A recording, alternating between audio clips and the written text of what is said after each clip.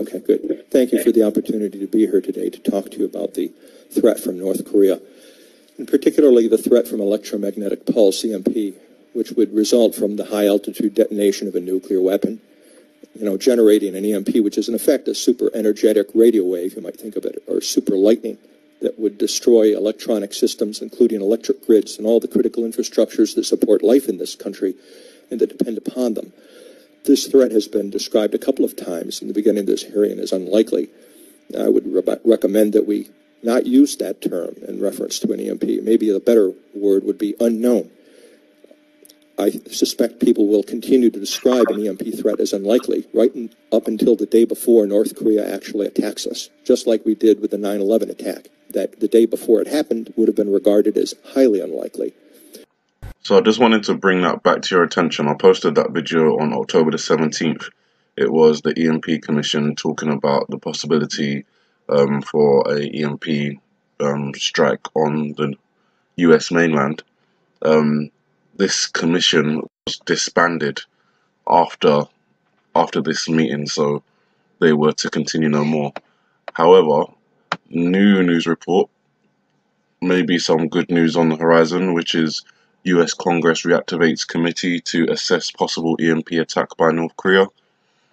The Voice of America reported earlier this week that the US Congress has decided to reactivate a disbanded committee that was originally created to devise countermeasures against a possible electromagnetic pulse attack by North Korea.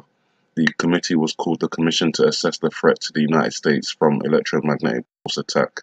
It will reportedly be reconstituted with 12 lifetime members under the National Defense Authorization Act, which both the Senate and the House passed recently, according to the US government-funded news agency. The original committee was created by Congress in 2000. Its activities and recommendations were mostly unnoticed for nearly 2 decades, that's 20 years, until it was disbanded on September the 30th. But its work is currently in the spotlight due to speculation that North Korea is developing an EMP weapon as part of its efforts to perfect a hydrogen bomb. EMP devices have never been used in combat, but they are believed capable of paralyzing all electronic communications and power generating infrastructure within a blast radius. The weapons can also disable cars, trucks, and planes. 2 analysts, William R. Graham and Peter Vincent Pryor, which is the person who was just speaking, warned at a US House subcommittee hearing in October that North Korea could use an EMP attack to shut down the US power grid in an apocalyptic act that could cause the deaths of up to 90% of all Americans within a year. Both Graham and Pryor served with the disbanded commission now being reactivated by Congress. Some defense analysts have argued that Graham and Pryor's warnings are vastly overblown, but the decision to revive the committee indicates the Trump administration and Congress are taking the EMP threat from North Korea seriously.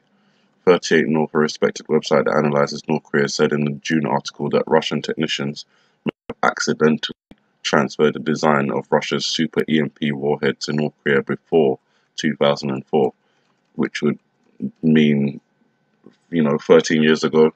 That would most likely mean that they have now got that capability.